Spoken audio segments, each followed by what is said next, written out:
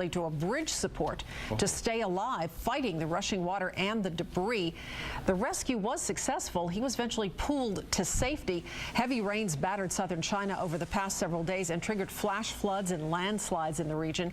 At least 7 people were killed in the floods, and some 30,000 have been evacuated. And then there's this amazing scene from France. Flash flood caused devastation in the south of France, and a spectator caught this on a cell phone. Water swept through the village near the Mediterranean coast. At least 10 people have died from the floodwaters. 4 are reported missing.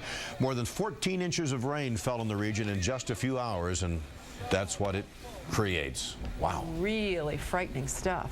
It just goes to show you that Mother Nature has all power over man. That's right. I mean, you really can't beat Mother Nature when she decides to do it.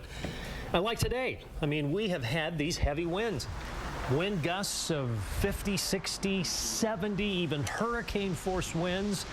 Now, it's not good on the trees, especially now that they've got their full leaves. And you can see from this video, even some houses getting some damage to their roofs as winds were gusting. Trees were splitting and breaking, and yeah, the worst of it is mostly over with in the Salt Lake Valley, but wind gusts continue in the Utah County area.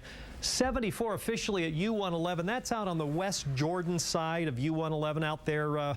Quite a ways on the west side. That's a lot of wind. 68 gusts in Highland, although I believe there will be higher wind gust reports in northern Utah County. Look at the damage from this shed that blew into the trampoline and then out over the road.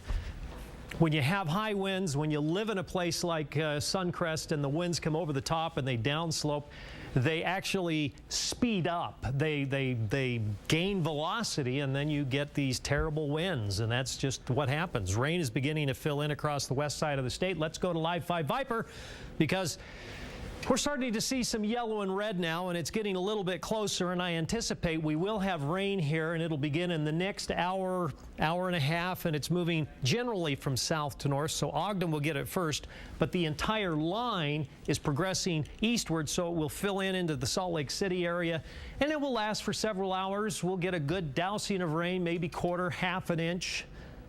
Maybe an inch in a few spots, especially in the northern Wasatch Front. We have some severe weather right now between La Pointe and out there in the east side of Roosevelt, but as you can see, kind of a hole between Provo and Salt Lake City right now.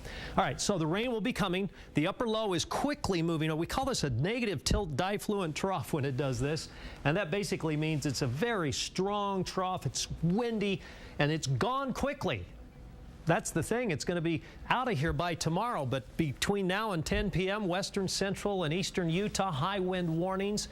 Expect southerly winds turning northwesterly, 30 to 40 with gusts 70 miles per hour or higher. 74 in Vernal as this storm moves through the basin tonight.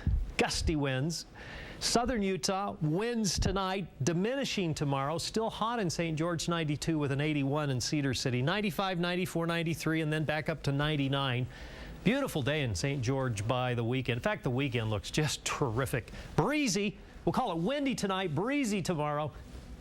Rain, showers, and thunderstorms this evening, diminishing after midnight, and then tomorrow partly cloudy, unseasonably cold, and we'll have a brief period of time where the snow will drop down to about 6,500 feet. 67 tomorrow, 82 on Friday, the weekend mid-80s, and 80 to 86 Monday through Wednesday of next week. Just a typical, nice, beautiful, gorgeous June weather after tonight. Finally. Yay. And I can say I think this will last a little bit longer than 7 days. I kind of peaked at the long